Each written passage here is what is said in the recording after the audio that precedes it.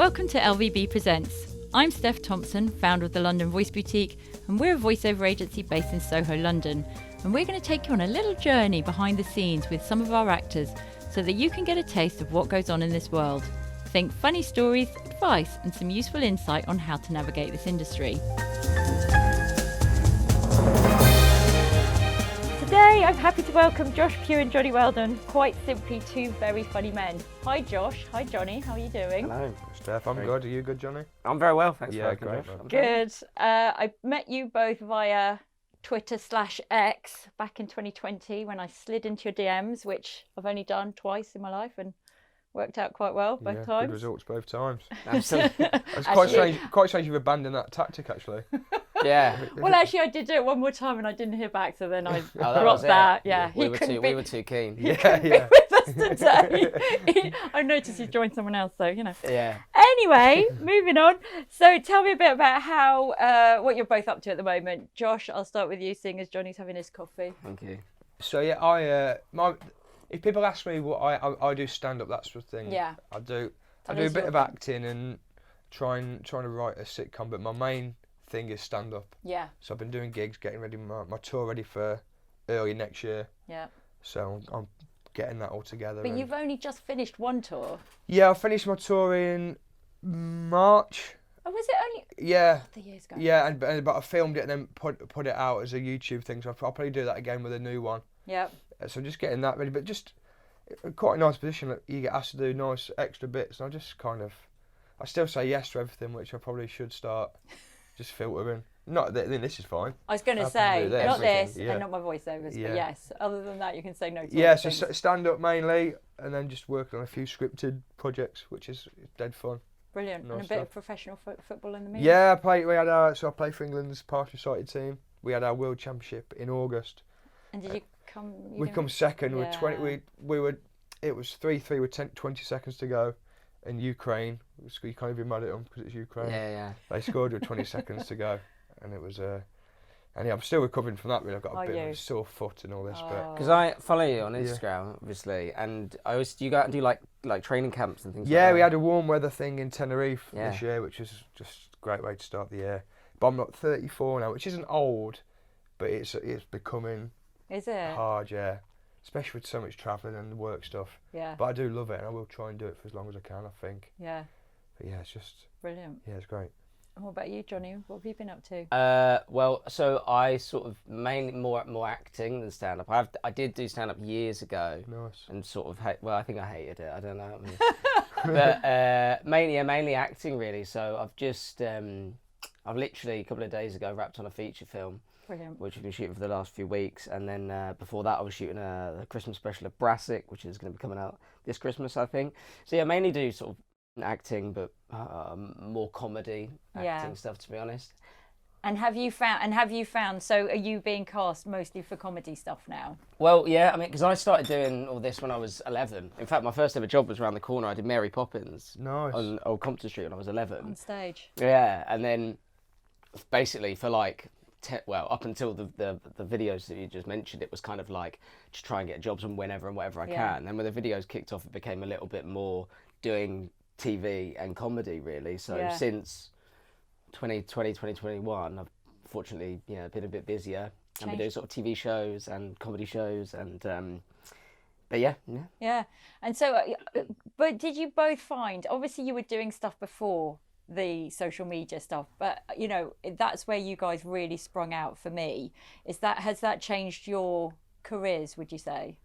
100%. Yeah. Yeah, massively. What made you start? I mean, what made you think to do it? I'd always, whenever there was a platform, I remember being at college and there was like a notice board, like an intranet notice board. I'd always put like fake posts and adverts on that, and I was always getting banned from that.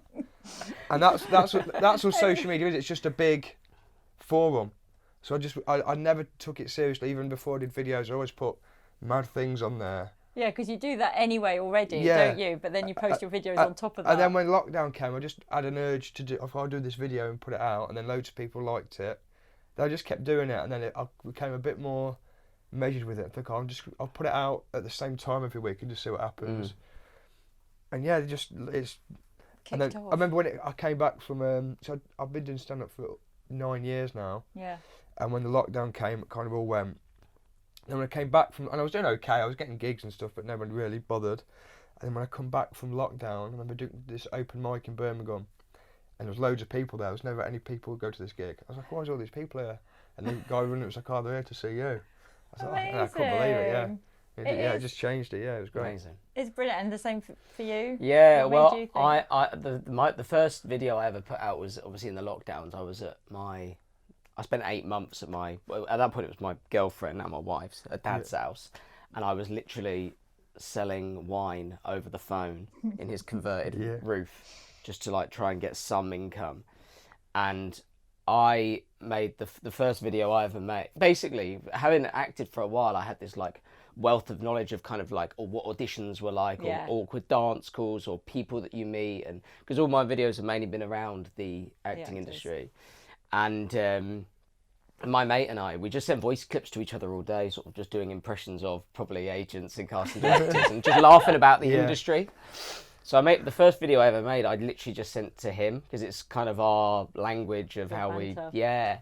And he said, you should put this online. And I didn't want to because I felt like a lot of people kind of were. And I've never been like a social media-y person. Yeah.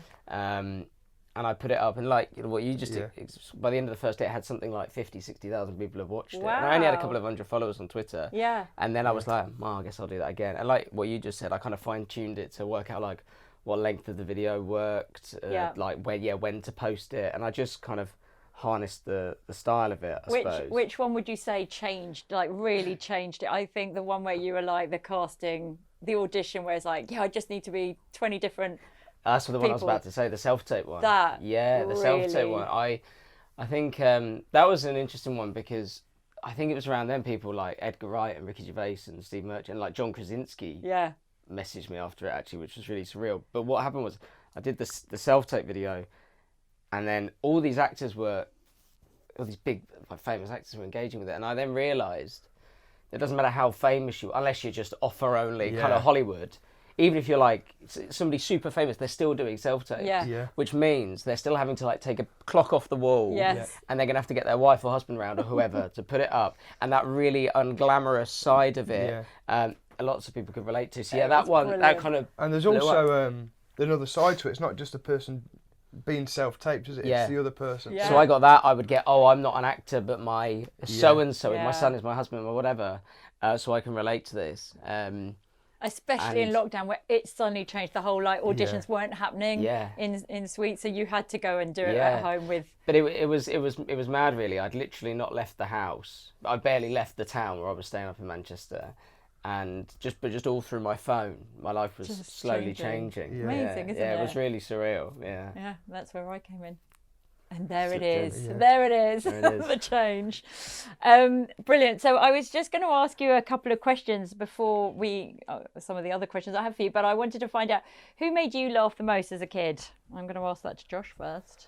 I used to love Shooting Stars. I used to love Vic and Bob. Oh, did you? Yeah, because I couldn't believe that these adults were being so silly. Yeah. And my dad would really laugh at it. Yeah. And we'd always do like, we really want to see those. Like, and it didn't make sense, but it didn't have to make sense. No. And even now it doesn't really make sense, but it just tickles you in a way. Absolutely. And I just always loved Vic and Bob and Harry Hill. And then, how old are you, Johnny? 30. So I'm 34. And we're at a great age. We watched Peter Kay explode. Yes. And then we watched The Office explode. Yeah. It's like a golden age of that was in our most impressionable age. Yeah. So we so all that stuff really. Yeah. What about you, Johnny? I think like when I think back to being really young, I think Mr. Bean. Oh, really? Was a big one, just because of the whole how unique it was, and it was all silent. And it didn't really matter what language you spoke or whatever. You could just watch it and enjoy it, and it was so silly and so ridiculous and so bizarre, but weirdly you kind of felt for him in these situations as well. But then I think, to be honest, like you mentioning The Office, when I was in my sort of, I can't remember exactly when it was, early 2000s I think it first broke out. But mainly kind of the work of Ricky Gervais, Steve Merchant, The Office and Extras, that was a pretty big deal for me and my mates. And then as we grew up, that kind of became a kind of, I think like a cultural reference point, the way we would talk, the sense of humour.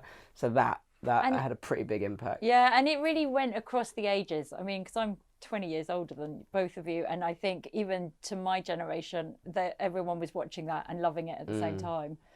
I was brought up on the two Ronnies, so different. Great. That was before your time. And Dick and Dom in the bungalow. Hilarious. Oh, really? How they just shout bogus at increasingly loud in the library. Yeah. No, we rep them. That's brilliant. Yeah. I actually had Dom brought out a magic book once. So I never did any acting or anything like that, but I had this weird interest in magic, which I think a lot of people go through as a kid. And somebody bought me Dom's magic book for Christmas, and he had all these magic tricks. I think. No, was it Dick? Doesn't even matter. I'll tell you what. The smaller one with black hair. Next Christmas party, we'll get them all together with you guys, and you can have a chat. I'd love that. That would be really funny.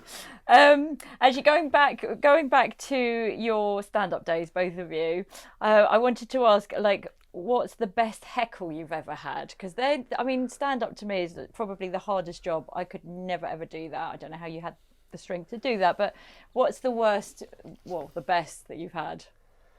Go on, do you want to... Well, no, I mean, you do more stand-up than me, so I thought... that it doesn't... I think with heckling, it doesn't happen as much as people think. Right. Very rarely is it ever good. Yeah. It's usually... The only thing I've had literally made me laugh, and it wasn't even a heckle. I'd been on, I was dead new, and there's these two women speaking, and one of them just said to the other, I think he meant well.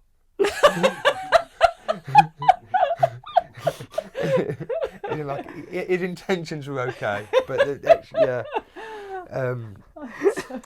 but I think the hardest thing to deal with actually is just chatter, just chatter. Like a heckle, at least it's a direct thing you can do something with. Do you talk to your audience, or do you try and avoid that? I will chat to them. I don't love chatting to them loads. Just because I want it to be about me for that hour. Do you know what I mean? I've worked hard on my show. Right. Do you have a thing that you can, like, maybe you don't want to say, but like like whatever anybody says, you know that there's a phrase that you can go back with? No, people do have like set put downs, but I try and just to be present and just like deal with it as its own thing. But the other thing, a good technique is just to, if somebody says something, if you repeat the thing they've said, you kind of buy yourself a bit more time, but you also set in context for the audience. If somebody shouts something, it's not a given that everyone else has heard it. Yeah. So even if you say something brilliantly back, you've kind of got to have a second, repeat what they've said, and then just say like your mum's a slag or something. Just something really like witty, you know what I mean? Just really intelligent. Really present. Yeah. I'm being in the school playground again. Were you like good in the school playground? Did you retort your mum's a slag? Just stuff like that, really. To be honest, the kids these days just go, your mum. So you can just the leave it at that. You don't fine. even need to say the rest. Yeah, it's a bit more subtle these days, to be your honest, mum's really high achiever and got her own business, doing really well. I implied on it. I just guessed what you were going to say. What about you, Johnny? Have you had stuff in theatre? Did you get anything like that? I had one. I was thinking of a stand-up. Because I've literally not done that many gigs. I did it a few years ago. Yeah. When I was just like not getting any auditions, and I thought, what can I do that's like I can make something happen. You know, I can just like, and but I didn't do it for too long. But I used to do it a lot because I'm really small. I'm like 5'3", so I used to. I think it says 5'4" on Spotlight, but I'm 5'3". I used to talk about a lot. You can horse ride as well, so you know. Exactly. I used to talk about my height quite a lot, and I once said the line. I went out and I said, "I'm so small that if I spoon a girl, I feel like a rucksack." Right? And I thought it was quite funny. And the first time I said it, no one laughed, but I just heard somebody go like, "Oh." Oh, that's the worst. Just like, oh, bless him. Yeah, that's the worst thing. So that really... Johnny, you just need me in the audience. Honestly, I'm such a giggler as well. Please, yeah. But I'll just laugh at everything, so you'll be fine. Just tell me next time. Yeah. I'll be there for you. Please do. That's hilarious. That's a good joke as well. Thanks. Yeah, it's a good joke, man. That's a shame. How do you come up with your jokes? Do you just look at real people? Like, I mean, every week you come up with something that actually... is happening or real, or you both you just do that. Observant. You just see life through a certain lens, don't you? And that's what you do and all that. Same with actors, are always observing stuff and you know, like if someone said, "No, I'll be a receptionist and something," you would adopt the things you observed, receptions. And stand-up's just the same. You're just spotting things, and it's like anything. You just practice. It's what you do, isn't it? You just practice. How long does it take you to come up with the ideas for your scripts for your videos? Because you're doing one a week, Josh, at the moment. You're still doing them one a week. Yeah, still at it, still going. You can still get stop. Johnny's like rolling in it. He doesn't need it. He gets out milk lattes now. He's fine.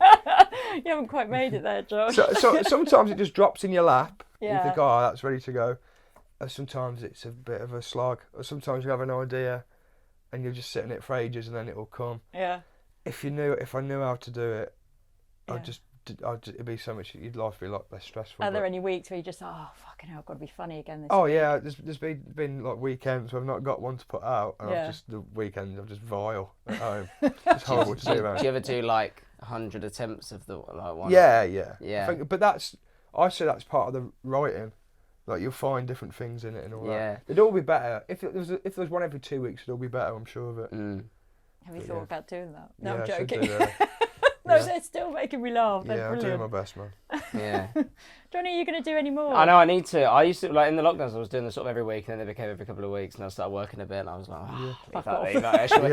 No, but I always will like, because all of my stuff was about being an actor. So I remember early days, I just wrote out all of the situations like auditions, networking night, a press night, a recall, a whatever, reunion. And then I would just kind of think about, to be honest, every video of mine is just I hype it up slightly, but it really is just like all of the things, all of the places I've been to and all of the things I've experienced. Yeah. And then maybe at the end I'll think of like a twist or try and think of something that the viewer wouldn't expect me to actually be that person in that situation or whatever. But yeah, I just kind of break it down. And I really like the one you did where you had one line in something. Yes. Well, that's my favourite one. I don't know if I can say. Well, yeah, that happened to somebody that I know. They were in a sitcom. Yeah. And they the night that it was on TV, it was like their first telly job, and they got all the road round. Oh no! It's like all the neighbours came round, and there was like 20 of them in a lounge, everyone like all in like this, with like snacks and drinks and everything. It was like, shit, it's on, and they all sat there and watched it, and he'd been cut out of it. So that was the brutal lesson. Yeah.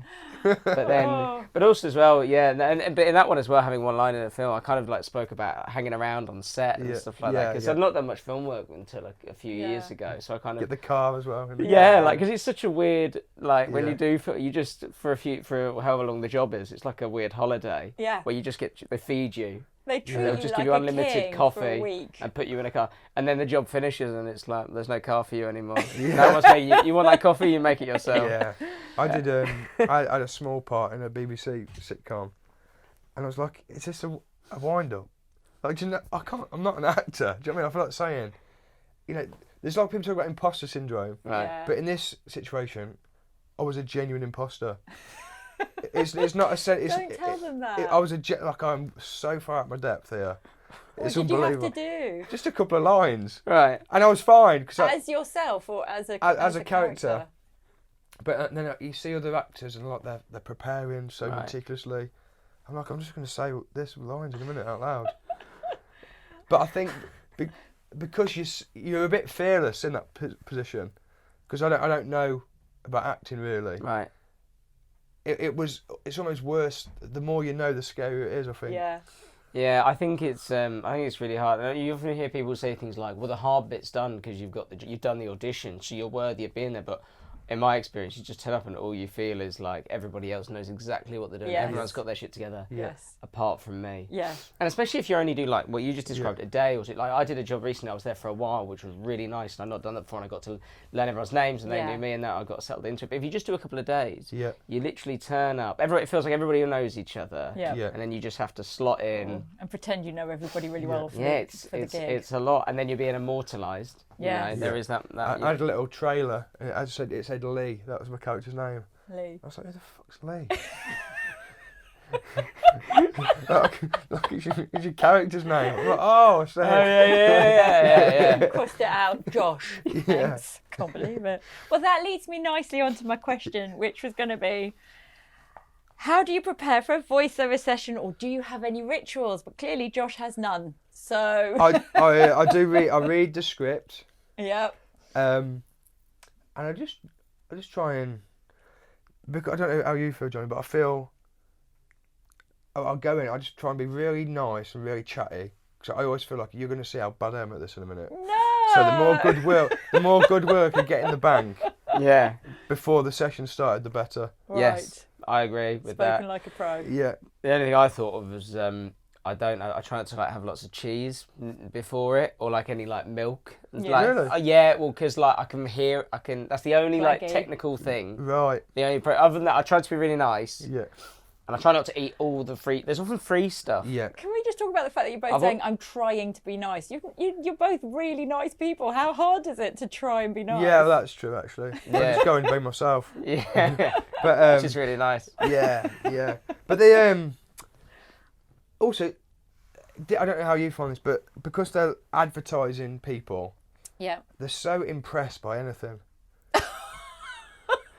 I think the opposite. I think they're really hard because to you're impress. used to winning over audiences, paying audiences, or you're trying to get a script on TV and to give people to give you loads of money to make the script. So then you're somebody that you're presented with a mildly amusing advert, and these advertising people are just they're bent over double laughing at this advert. I'm like, this is the easiest thing ever. Well, that's great. It's nice. It is actually. It's good. Yeah, I mean, I don't. When you get one of these jobs, there's like, I just feel like there's nothing to complain about. It's No, like you're in a warm Yeah. room. There's a free bowl of bananas. Somebody's Yes. offering you coffee, Yes. and you've got to say about 2 lines. Yeah. And you get great. paid all right for that. You Yeah, get yeah, paid yeah. nice, Yeah. and it's it's actually helped me with stand-up. I think Yeah. voiceover weirdly Has it? to learn that you can do different things with your voice and to get different things across with your voice. I've never done any performing before stand-up, and Right. it's not anything I'd really consider that. You know, if you do the inflection in a certain way, or if you speak with a bit more urgency, it just says it kind of, kind of alludes to something. I find it dead useful actually. Mm. Actually, that's quite interesting. So you guys both tend to get picked for comedy roles in voiceover, in the voiceover ads that I put you up for. Do they kind of get you to read them as you, or do you find that you have to bring comedy delivery to the table? I find that like 9 times out of 10 as well when I go in for these things, they have seen the videos. Yeah. And they just kind of want something quite naturalistic sounding, and they kind of just reference my videos and basically go, that's why you're here, can you do Yes. it like that? Yeah. Yeah. And I just then try and make it as kind of casual and relaxed as possible. I'd Yeah. say when they ask you to do a wild, Oh so how yeah. can we get a couple of wilds on this? Oh, so they're asking you to rewrite the script? A little bit. Yeah. But that's always one that gets used. Right. Oh, right. Yeah, I'm like, you might as well just start with this. Yeah.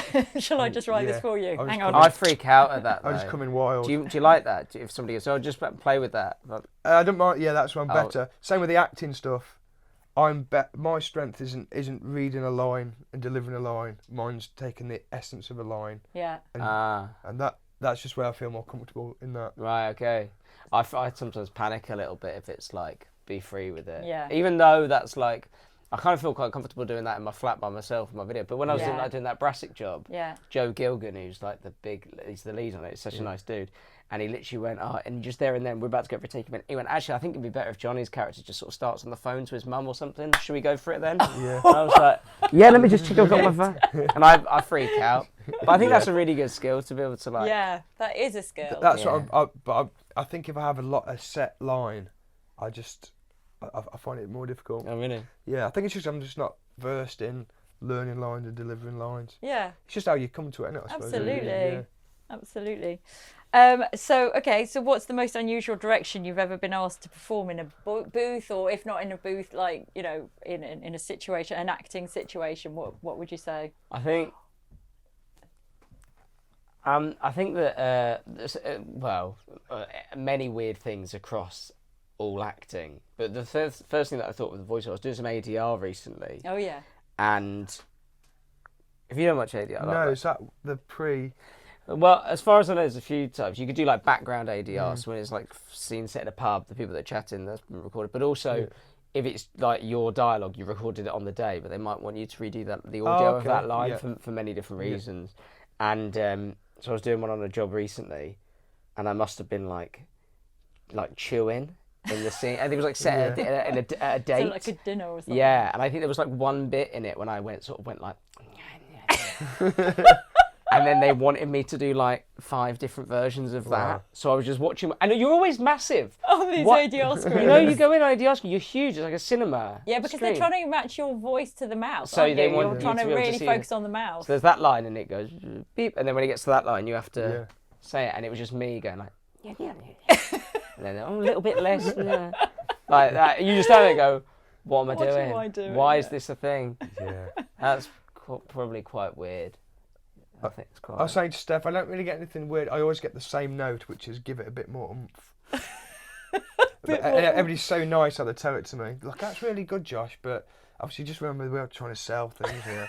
I'm like, okay, I get it. You need more from me. More oomph. Yeah. Yeah, because your humour is really deadpan. So obviously they hear that, they think that's brilliant, and then when they get in the booth and the client's sitting there and they're like, well, he sounds really deadpan, they probably need you to oomph it. Yeah, because I also think there's like a voiceover voice that people think of. If if you're messing about at home, said, "Oh, voiceover that read this menu out," people would affect this voiceover tone. And I think sometimes the companies and stuff that say they find you on the videos, and then when you don't affect what their idea of a voiceover voice is, I think it takes them a minute to.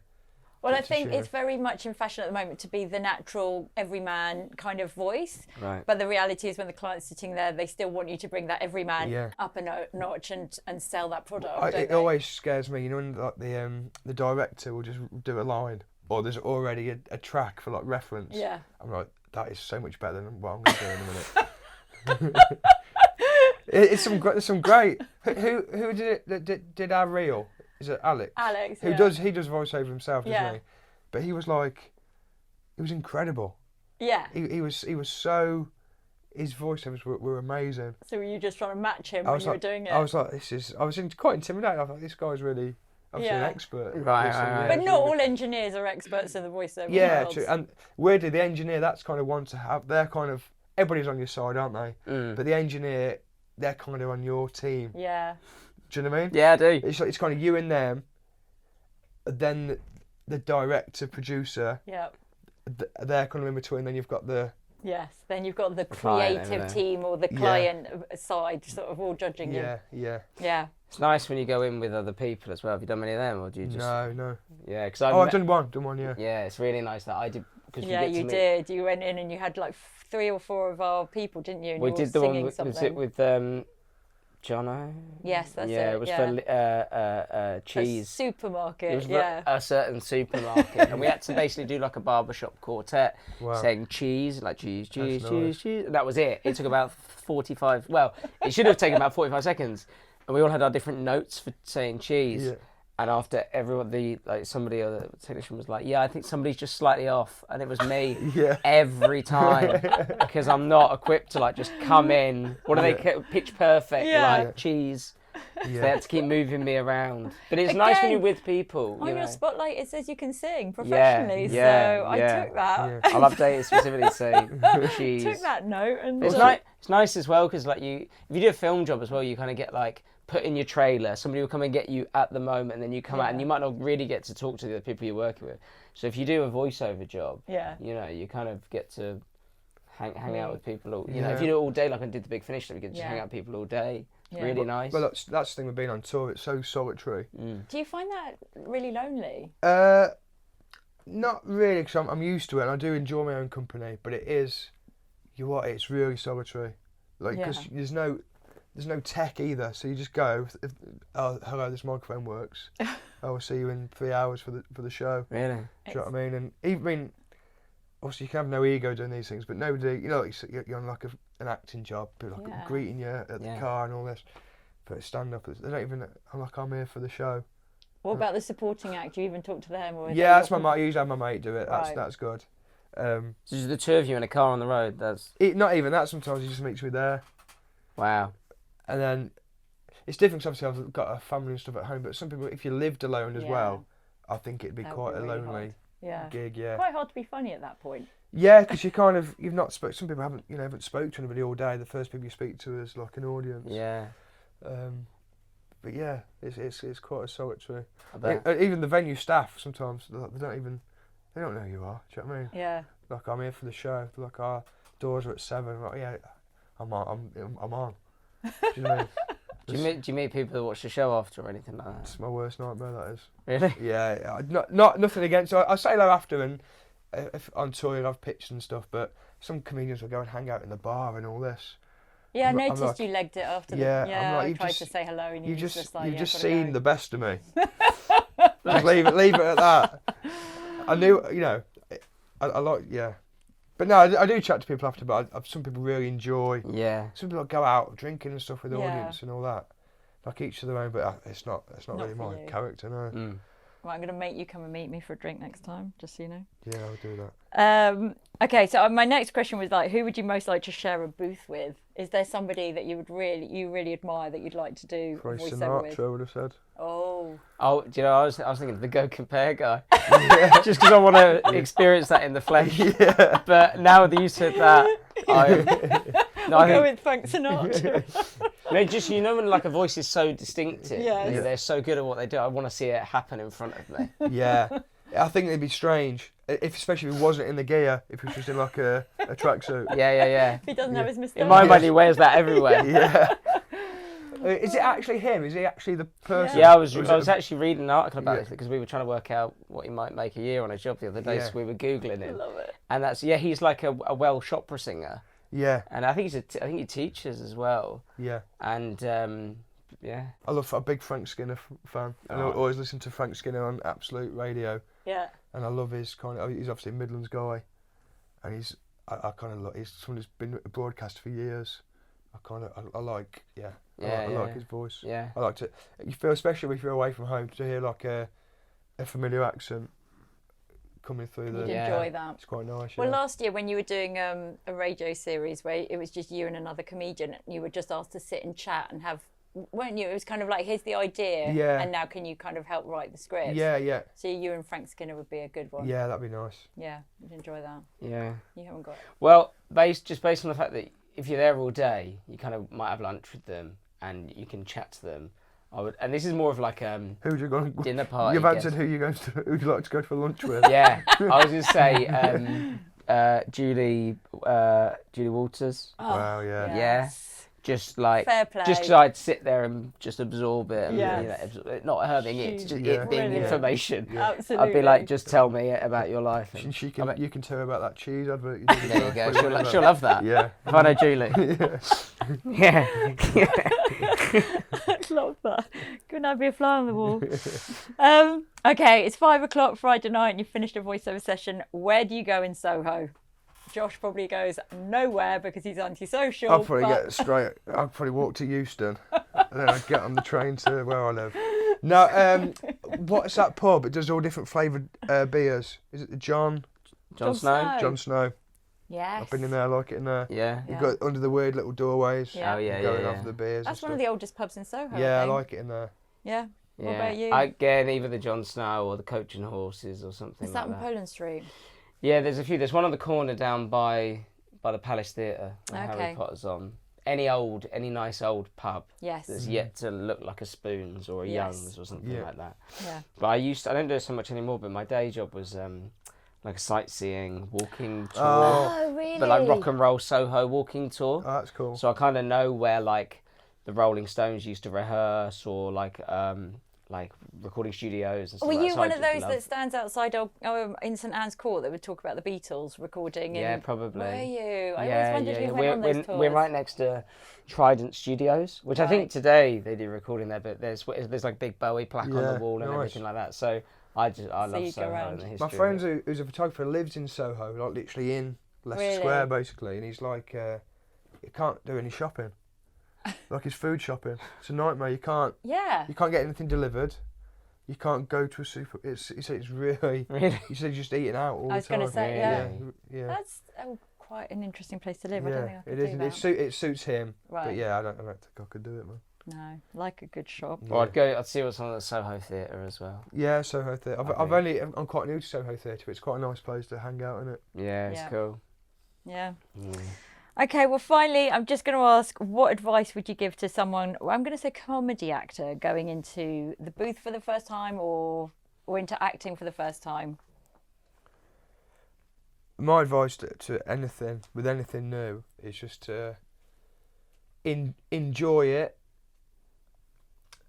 Being a beginner is not a bad thing, I don't think. I think, especially if you're somebody that learns quickly, you probably bring a freshness to something that somebody more experienced wouldn't bring, and it can be a real advantage and be really in your favour that you're new. So don't worry about it. Good. And it's really nice, and the people are so nice. So yeah, just enjoy it and give it some. And try and drag it out over 2 hours so you get more money. Yeah, definitely that. Yeah, you guys haven't sussed that out at all yet. Oh, I did it in 10 minutes. Brilliant. I'll just invoice for the half hour then. What about you, Johnny? I think that's pretty spot on. I mean, just to go. I mean, it's mad, isn't it? Sometimes you work with people, young people as well, and they've got like a bit of an ego or a bit of a chip on their shoulder or whatever, and it blows my mind. So I think just go into it with like wide eyes, be a sponge, just absorb everything and listen. I agree. I've been quite lucky recently to work with like a couple of, like last year I did a film with Celia Imrie, right? Yes. And I worked recently with the Eldest Staunton, and like they are the nicest people in the world, right? Yeah. But even if they weren't, you'd be like, it's all right because you're legends. Yeah. But like when you meet somebody that's been doing it for so long, at the top of their game, and they're so nice, you go, well, that's why, but not just why, but that's part of the reason why you've been doing it for so long, because you're so lovely to be around. Yeah, it's no coincidence, is it? Yeah, and I think sometimes, certainly in this industry, one of the main reasons that people might have you back is just because you're quite a nice person to be around. You're not wrong. To have an ego and be a not very nice person on a set or something, you've got to be unbelievably talented. You've got to be like, and even then, people. I think it's really disappointing. Yeah. The amount of people that will come off a set and go, "Oh, what was it like to work with so and so?" And they were like, they don't talk about the talent. They talk about whether they were a dickhead or not, antisocial or whatever, and you think, oh, what a shame. You're not actually sort of saying, oh, actually, they were incredible to watch, but they were really That's what people say, like, if friends and family, if you work with somebody, they'll say, what are they like? Yeah, that's all people want to know. They won't say were they good, they'll say, what were they like? Yeah. And that's how you'll be remembered. I think as well, it's another thing I just thought of is like, because when I started doing a couple of telly jobs recently, like, when you go into a work environment, like, not so much theatre, but more like telly or I suppose working here in the voiceovers, you don't really get taught or trained like who does what and what like the hierarchy is and the system and whatever. So when I started doing film jobs, I just really paid attention to like the language of it and who's who and who does what. Because that's what you can only learn. The call sheets are so interesting, aren't they, as well? You get, if it's something like a call sheet, it's like people are rigging at like 6 a.m. Yeah. Then it gets like the talent is at like 4 p.m. Yeah. You see all that has gone on before that Yeah. person's got there, and they're the ones that are first on the the credits. And they'll be the last ones leaving the set as well. Yeah. So it's true. When are you on the BBC? Has that come out? It's come out, and I was on the trailer, so it made it look like a much bigger part than it actually had. What was it? Lee. It was Power of Parker, which was Sean Gibson and Conleth Hill. Oh, okay. He was in Game of Thrones. I had to do a scene where he was literally just shouting at me, and he was such a good actor. I was like, I couldn't help but take it personal. I was like, this guy hates me. That's how good he was. But well, you did it. I really enjoyed it. I'm probably doing myself a disservice. I'm sure I'm doing fine, but. Josh, you really are. Yeah. But that's your skill. You put yourself down in everything. Yeah, well, I think that's what you do. But also, these people are so good, aren't they? When you see a proper actor working, it's thanks, like, man. Yeah, it's like, I mean, we've seen just glimpses of it today. Do you know what I mean? When he pretended to like, drop that coffee and that. But no, it's great work, mate. Oh, brilliant. Well, thank you so much for coming in to chat to me. Thank you. Thank you, guys. And that's it for the show. Hope you liked it, and if you did, please rate and review the show wherever you get your podcasts. LVB Presents was presented by me, Steph Thompson, and produced by Mike Hanson for Pod People Productions, and recorded by Sean Dios at Jungle Studios in Soho, London. See you next time.